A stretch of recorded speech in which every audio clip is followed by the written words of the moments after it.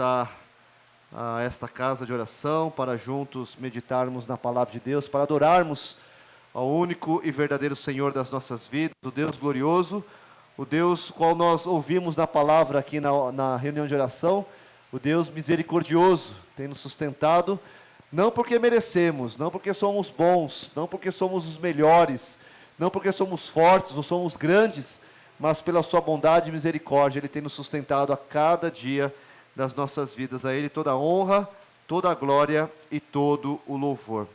Irmãos, eu quero ler com os queridos uma parte do Salmo 51 para a nossa meditação. É um salmo de Davi, um salmo que Davi escreveu quando foi confrontado pelo profeta Natã, após ter pecado, após ter cometido o adultério com Batseba. Então, ele, em um tempo de dureza de coração, ficou ali no seu estado, na sua situação ali de pecado, e precisou então Deus enviar um profeta, Deus enviar um homem de Deus, do próprio Deus, para confrontar o coração de Davi.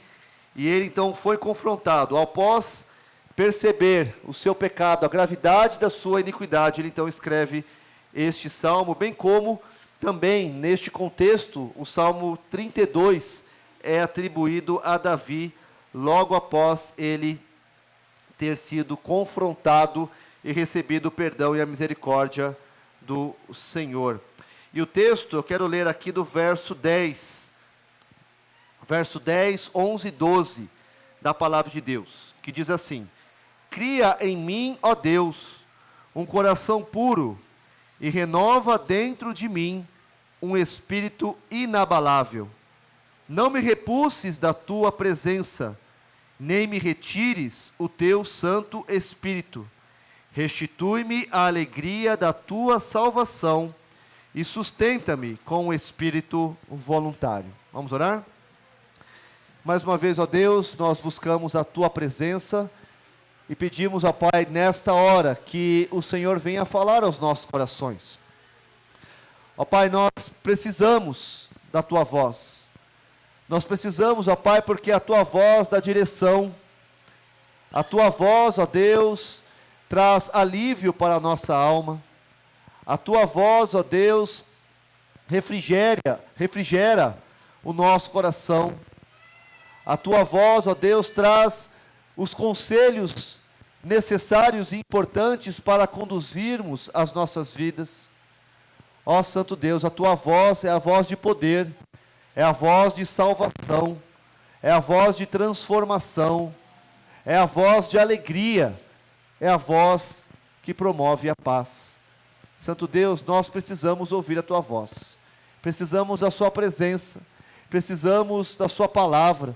Ó Deus, nós reconhecemos que nós somos pecadores, ó Pai, e o nosso pecado precisa ser perdoado, e somente o Senhor, o Deus de toda glória, contigo está o perdão, para que te temam. Santo Deus, assim nós oramos, e pedimos a sua bênção, fala conosco, transforma as nossas vidas um pouco mais, para que nos pareçamos mais e mais com Jesus Cristo, nosso Senhor, o nosso Salvador. Assim oramos no nome de Jesus. Amém.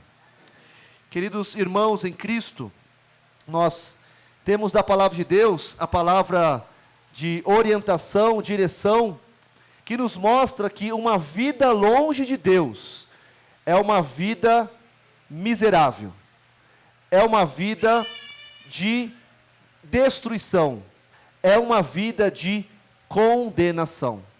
A palavra de Deus constantemente está nos exortando que se vivermos na nossa condição natural, na condição do homem natural, do homem carnal, do homem pecaminoso, nós não colheremos outra coisa senão a morte.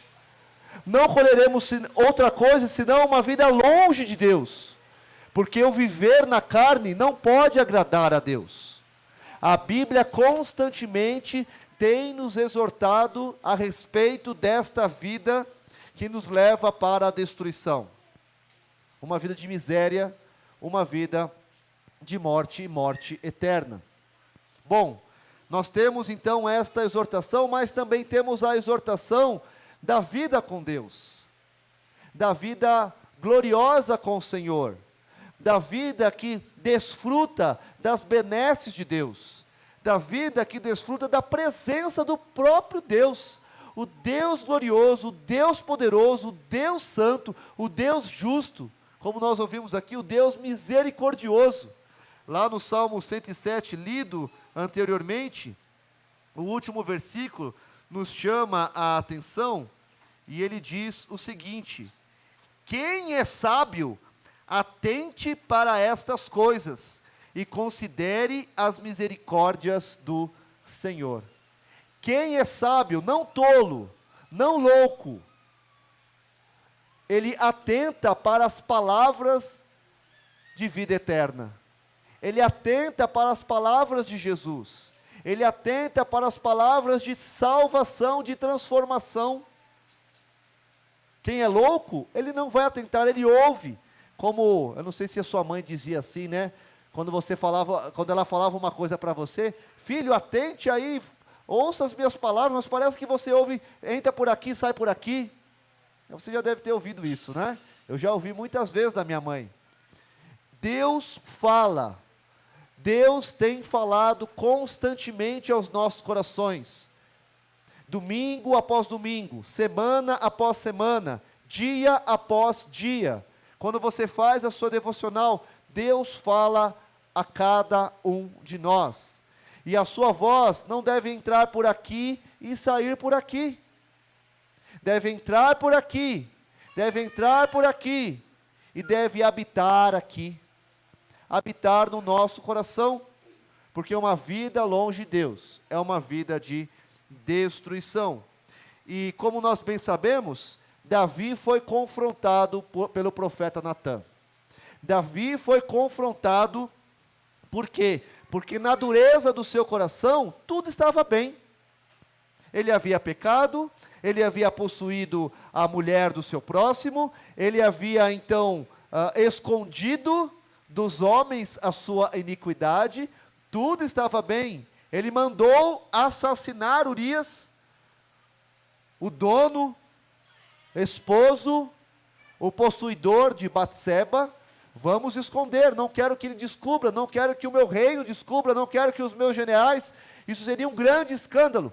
Escondeu, conseguiu, mas não conseguiu esconder de Deus, porque Deus tudo vê, Deus tudo sonda, Deus tudo perscruta, Ele está em todos os lugares. Salmo 139 diz: se eu subo ao céu, lá está. Se eu desço no mais profundo abismo, o Senhor também está. Se eu pego as asas da alvorada e me detenho nos confins dos mares, o Senhor também está lá. A destra do Senhor há de nos sustentar. Mas não apenas isso, Ele não está fora, ao nosso redor, Ele está dentro, e Ele conhece o nosso coração. Davi havia se esquecido disso. Em algum momento ele se esqueceu, e a vida estava muito bem, estava tranquila, estava caminhando. A mulher estava grávida, e pelo nosso cálculo aí, no confronto de Natã a Davi, nesse tempo, do pecado até o confronto, se passaram aí mais ou menos uns 9 meses, ou quem sabe mais. Por quê? Porque a disciplina de Deus foi que o pecado dele foi perdoado, mas a criança morreria. Então Davi se coloca diante do Senhor ali, panos de saco, cinzas na cabeça, ele jejua, ele então ora, está ali lamentando, está arrependido, até o momento que a criança morre. Ele então volta a si, toma banho, e aí os seus servos não entendem por que ele fez isso. Olha, enquanto a criança vivia, havia o que fazer, mas agora que ela morreu, não há mais o que fazer, está nas mãos do Senhor, agora vamos seguir a vida. Então se passaram aí, mais ou menos uns 9 meses adiante, e ele tentou esconder. Deus não deixou passar em branco, Deus não deixou passar batido, confrontou o coração de Davi, e ele então escreveu este salmo. E para todos aqueles, queridos, que entenderam a nova vida em Cristo, a todos aqueles que entenderam, não são loucos, não são insensatos, não estão fora de si, mas pelo poder do Espírito Santo, estão conscientes daquilo que são, e da necessidade que têm de Deus, então podem fazer esta mesma oração, ou essa mesma petição que Davi. Eu não quero viver longe de Deus. Terrível coisa é viver longe da presença do Senhor, debaixo da ira de Deus. Por isso, Senhor, cria em mim, ó Deus, um coração puro, e renova dentro de mim um espírito inabalável. A oração do verdadeiro crente é essa, é uma oração de consagração. É certo que você pode pedir, é certo que você pode interceder, é certo que você pode derramar o seu coração e buscar os seus sonhos, os seus projetos, os seus ideais, sim, mas o verdadeiro cristão, ele terá como objetivo não outra coisa, senão uma vida consagrada a Deus, porque o resto é resto, porque aquilo que Deus tem reservado para nós, fica segundo plano, porque o meu maior objetivo, o meu maior plano, a minha maior conquista será me parecer mais e mais com Jesus, o meu Senhor, o meu Salvador, aquele que se entregou por mim, aquele que deixou a sua glória, veio habitar entre nós, se humilhou, se entregou para morrer por mim, pecador. E o texto de Romanos capítulo 5 diz que Deus prova o seu próprio amor para conosco pelo fato de ter Cristo morrido por nós, sendo nós ainda pecadores. Queridos, irmãos em Cristo, se nós temos a consciência de que fomos resgatados do poder das trevas, se nós temos a consciência de que em Cristo temos uma nova vida, temos o Espírito Santo habitando em nossos corações, se de fato, pela palavra de Deus, somos novas criaturas, não desejaremos outra coisa, senão um coração puro, um coração verdadeiro, um coração entregue ao Senhor, e não apenas isso, um espírito renovado, e aqui ele diz, um espírito inabalável, ou seja, diante das tentações, diante das circunstâncias, diante dos momentos que me levam a pecar, diante das propostas iníquas, que me levam para longe do Senhor. Senhor, habita no meu coração, e fortalece meu coração, fortalece meu espírito, dá-me um espírito inabalável, que não é levado pelas circunstâncias, que não é levado pelas propostas, que não é levado pelos favores, e sim conduzido pelo Senhor, a uma vida que agrada e glorifica o nome do Senhor. Este é o espírito inabalável, que não é uma montanha russa, né? Está bem quando está lá em cima, está mal quando está lá embaixo, não. A nossa vida é constante, inabalável. Mesmo quando a proposta for a melhor das melhores, mesmo quando for o melhor prazer que o mundo pode te oferecer, com esse espírito inabalável você diz, não, eu não quero nada que o mundo pode me oferecer, porque a minha vida está entregue nas mãos do Senhor Jesus. Essa é a sua oração? Você tem orado nesse sentido? Cria em mim, Senhor, um coração puro, e renova dentro de mim um espírito inabalável. Mas o texto continua dizendo, não me repulses da sua presença, nem me retires o teu Santo Espírito. Como nós falamos aqui, queridos, viver uma vida longe do Senhor é a pior de todas. É a pior escolha que você pode ter na vida. Viver longe do Senhor. E tristemente nós muitas vezes encontramos crentes assim, crentes que receberam a boa semente, mas que em algum momento Satanás foi lá e tirou, crentes que receberam a boa semente, mas os cuidados da vida sufocaram. Crentes que, por algum momento, até criaram raízes, mas ali o solo, cheio de pedras, ali não fez com que essa planta crescesse. Quantos irmãos, ou quantas pessoas na nossa trajetória de vida encontramos que hoje não estão mais nas igrejas, não estão mais lendo a Bíblia, estão longe do Senhor. A pior escolha que o homem pode fazer é viver longe de Deus. E Davi sabia disso.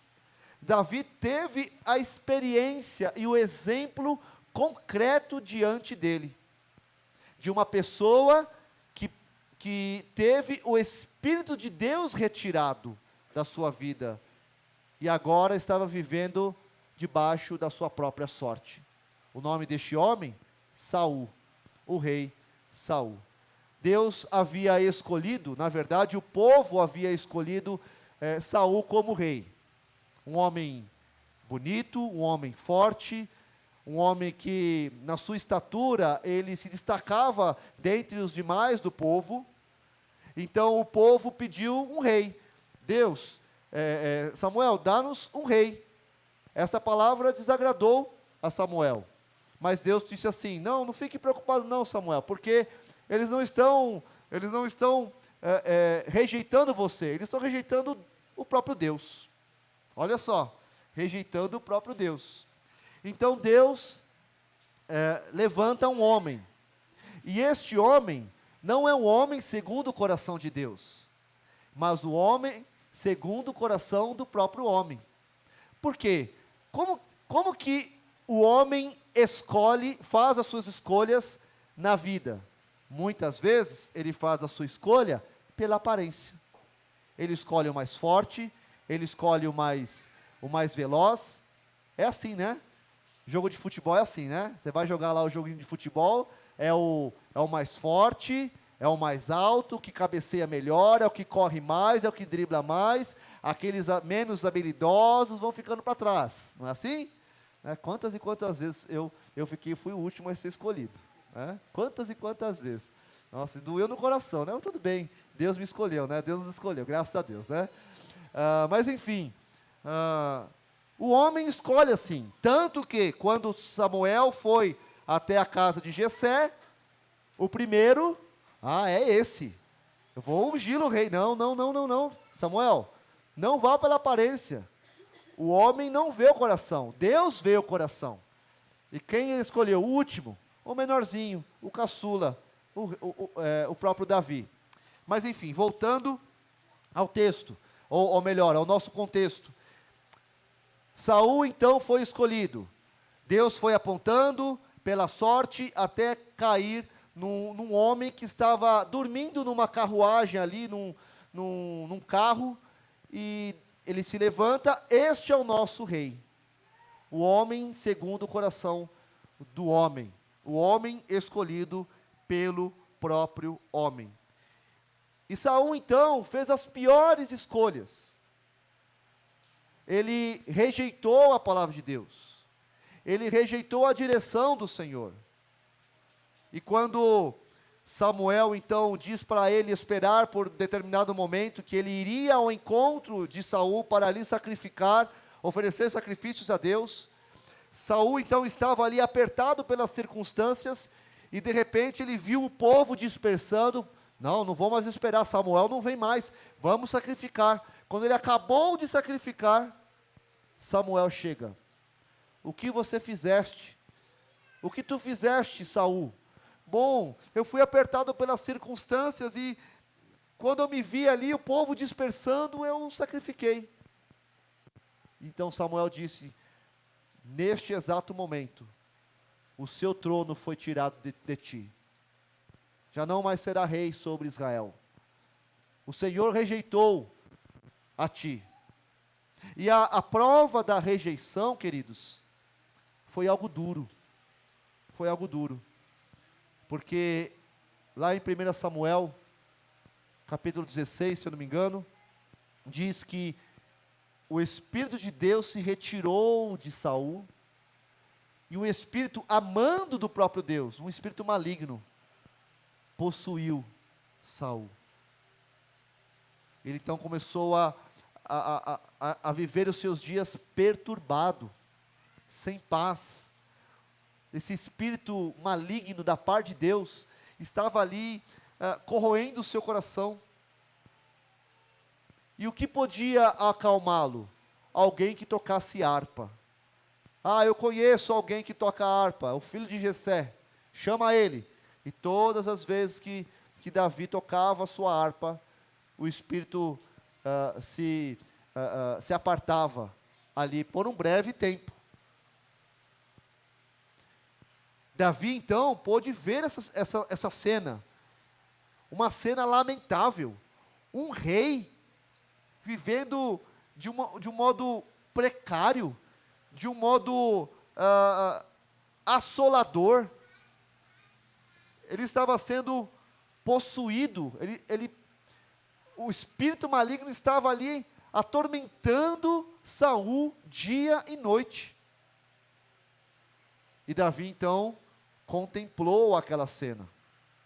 O texto não dá detalhes, mas só de imaginarmos alguém possuído por um espírito maligno, nós podemos perceber, só de imaginar, que é uma cena triste, destrutiva e de morte.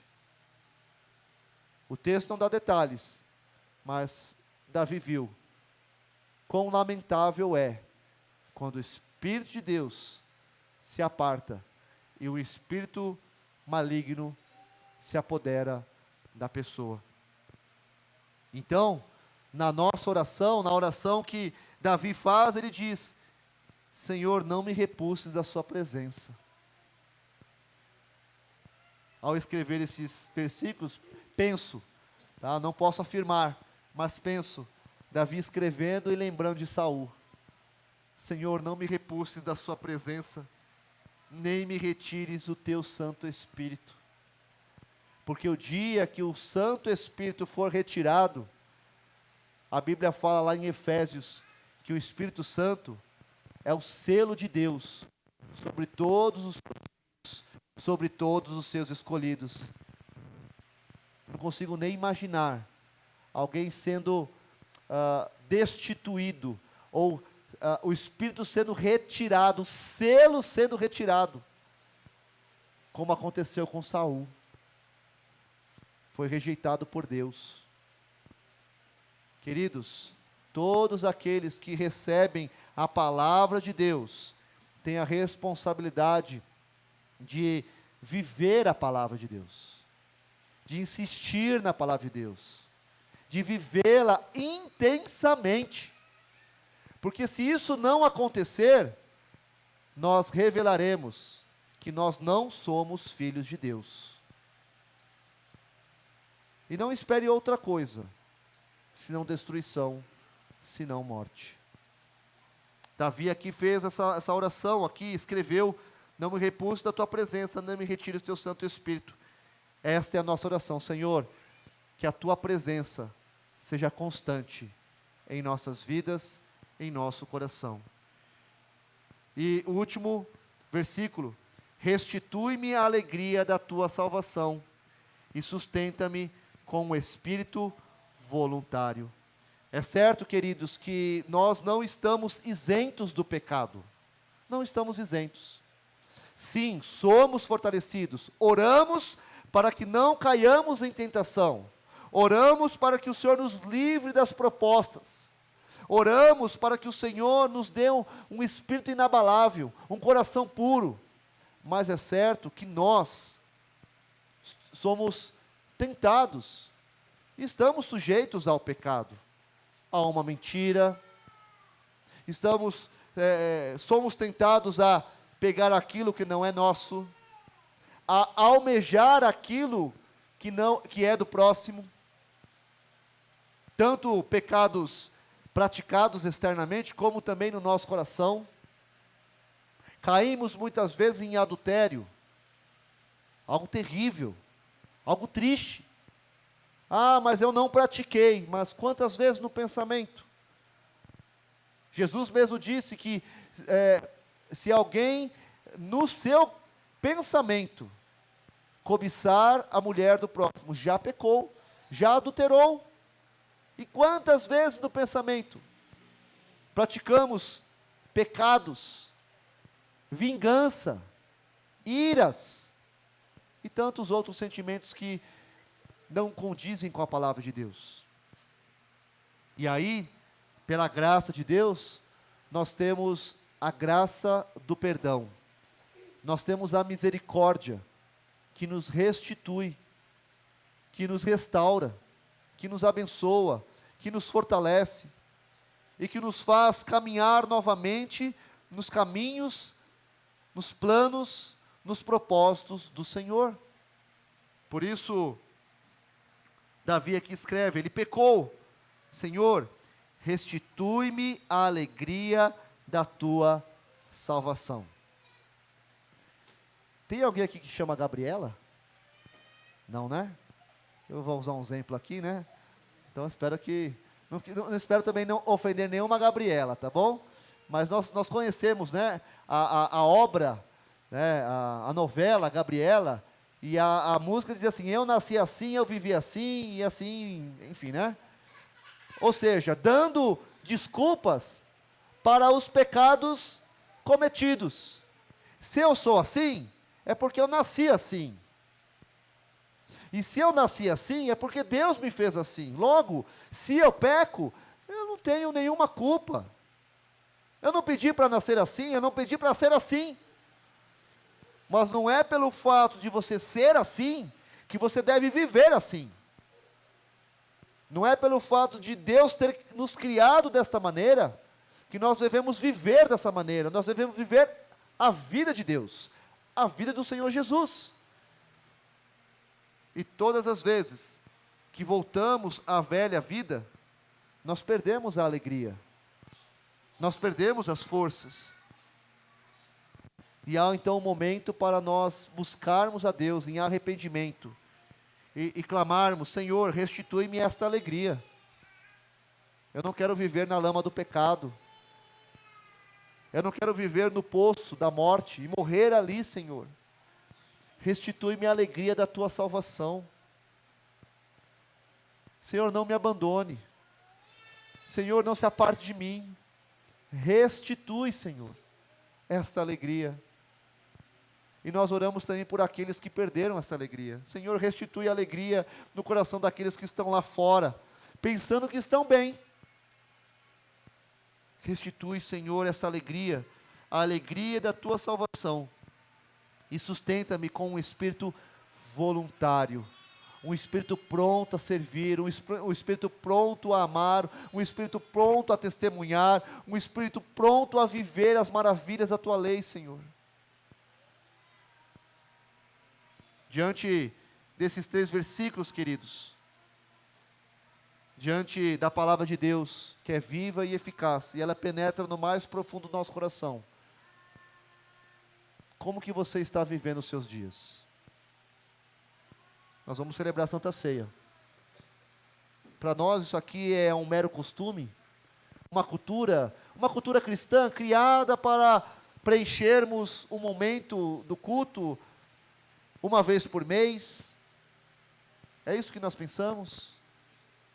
Nós estamos diante da mesa do Senhor. E esta mesa fala de salvação, de vida eterna, vida com Deus. E nós não podemos tomar dos elementos de modo indigno, sem pensar, sem refletir, e sem ter essas verdades no nosso coração, essas verdades transformadoras. Porque senão nós tomaremos para nós condenação. Nós não teremos bênçãos, nós teremos a ira de Deus. Por isso, neste momento, queridos, é um momento para nós refletirmos a respeito dos nossos dias. Será que em nós, de fato, o Senhor, nosso Deus, em Cristo Jesus, implantou um novo coração, um coração puro? Será que dentro de nós há um espírito inabalável? Será que dentro de nós o Santo Espírito habita de tal maneira que não pensamos em outra coisa senão em consagrarmos a nossa vida a Deus? E será que esse Espírito, quando pecamos, ele continua a incomodar o nosso coração para nos levar ao arrependimento e nos voltarmos para Deus, assim como aconteceu com Davi? Ou será que você não sente mais a presença do Espírito Santo? Ou será que você não se importa mais se o seu coração está puro ou impuro? Ou se as tentações vêm e você toma posse ou não? Como que está a sua vida, querido, diante do Senhor? Você está preparado para tomar a ceia do Senhor? Porque a palavra de Deus diz que nós devemos examinar. Examine-se, pois, o homem a si mesmo, e não deixe de tomar. Examine-se e tome. Coma do pão, beba do cálice, mas antes disso, examine-se. Se você precisa pedir perdão a Deus, se você precisa se reconciliar com seu irmão, este é o momento. Ore a Deus, peça ao Senhor que transforme a sua vida, peça perdão pelos seus pecados, peça que Ele venha restaurar o seu coração, lhe dar um espírito inabalável. Tome, coma do pão, beba do cálice, e daqui para frente, vida nova com o Senhor. Vamos ler todos juntos esses 3 versículos, e depois vamos orar e nos preparar para a ceia do Senhor. Todos juntos, os versos 10, 11 e 12 do Salmo 51. Todos juntos. Cria em mim, ó Deus, um coração puro, e renova dentro de mim um espírito inabalável. Não me repulses da tua presença, nem me retires o teu Santo Espírito. Restitui-me a alegria da tua salvação e sustenta-me com um espírito voluntário. Senhor, esta é a nossa oração nesta hora. Que o Senhor venha aplicar, ó Pai, essa palavra no mais profundo do nosso ser, para que em nossa vida haja consagração, haja testemunho de transformação e vida com Deus. Ajuda-nos, ó Deus, a vencermos as tentações e os pecados. Ajuda-nos, ó Deus, a vivermos para o Senhor, exclusivamente para o Senhor. Abençoa, Pai, este momento de Santa Ceia, e que todos nós, ó Deus, examinando o nosso coração, tenhamos consciência da seriedade desta mesa, não como um rito qualquer, não como um costume ou algo social, mas como a verdade para os nossos corações. Jesus Cristo morreu, entregou a sua carne, se sacrificou por nós, foi castigado, moído pelos nossos pecados, e o seu sangue foi vertido para nos purificar de toda a injustiça. Louvado seja o teu santo nome. Assim nós oramos, no nome santo de Jesus. Amém. Vamos orar em alguns momentos de oração silenciosa. E enquanto nós oramos, eu quero